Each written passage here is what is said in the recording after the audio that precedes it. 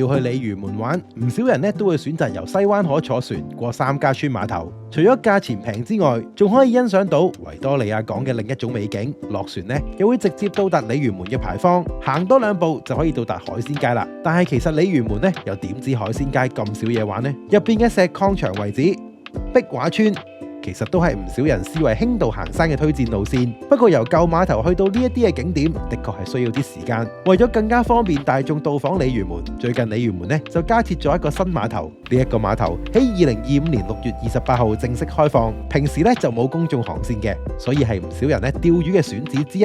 星期6日就加設咗新嘅航線，除咗尖沙咀會有特別嘅航班直達新碼頭之外，原先嘅西灣河往返三家村航線都會喺中間加入咗呢一個新碼頭嘅停泊站。一落船呢，旁邊就係其中一個景點鯉魚門燈塔啦。呢一個燈塔見證住鯉魚門由軍事要塞到海鮮勝地嘅變遷。行多5分鐘就可以到訪到另一個嘅景點天后廟。呢一個天后廟咧，約興建於清朝乾隆18年，據講咧係由當時活躍喺呢一度嘅海盜鄭連昌所興建。最初咧唔單止係祭祀天后嘅地方，亦都係海盜嘅哨站。而家咧已經係3級歷史建築啦。有咗呢一個新碼頭，大家就可以更方便咁樣到訪鯉魚門，發掘鯉魚門入邊嘅更多好玩之處啦。